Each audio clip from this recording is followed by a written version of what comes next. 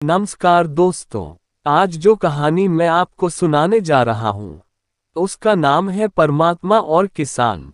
एक बार एक किसान परमात्मा से बड़ा नाराज हो गया।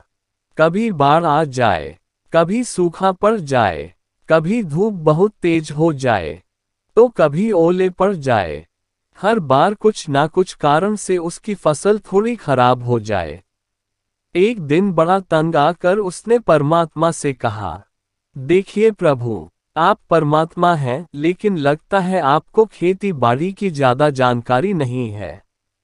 एक प्रार्थना है कि एक साल मुझे मौका दीजिए, जैसा मैं चाहूं वैसा मौसम हो, फिर आप देखना मैं कैसे अन्न के भंडार भर दूंगा। परमात्मा मुस्कुराए और कहा, ठीक है, जैसा तुम कहोगे वैसा ही मौसम दूंगा, मैं दखल नहीं करूंगा। किसान ने गेहूं की फसल बोई। जब धूप चाही तब धूप मिली, जब पानी तब पानी। तेज धूप, ओले, बाढ़, आंधी तो उसने आने ही नहीं दी। समय के साथ फसल बढ़ी और किसान की खुशी भी, क्योंकि ऐसी फसल तो आज तक नहीं हुई थी। किसान ने मन ही मन सोचा, अब पता चलेगा परमात्मा को कि फसल कैसे करते हैं। बेकार ही इतने बरस हम किसानों को परेशान करते रहे। फसल काटने का समय भी आया। किसान बड़े गर्व से फसल काटने गया, लेकिन जैसे ही फसल काटने लगा, एकदम से छाती पर हाथ रखकर बैठ गया। गेहूं की एक भी बाली के अंदर गेहूं नहीं था, सारी बालियां अंदर से खाली थी। बड़ा दुखी होकर उसने परमात्मा से कहा, प्रभु ये क्या हुआ? तब परमात्मा बोले, ये तो होना ही था, तुमने पौधों को संघर्ष का जरा सा भी मौका नहीं दिया। ना तेज धूप में उनको तपने दिया, ना आंधी ओलों से जूझने दिया, उनको किसी प्रकार की चुनौती का एहसास जरा भी नहीं होने दिया। इसलिए सब पौधे खोखले रह गए। जब आंधी आती है, तेज बारिश होती है, ओले गिरते हैं, तब पौधा अपने बल से ही खड़ा रहता है।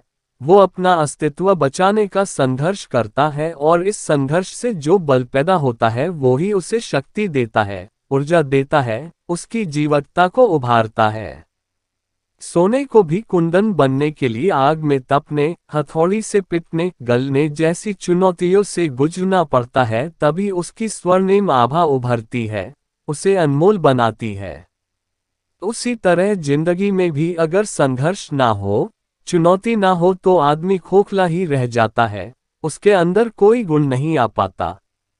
ये चुनौतियां ही हैं जो आदमी रूपी तलवार को धार देती है, उसे सशक्त और प्रखर बनाती हैं।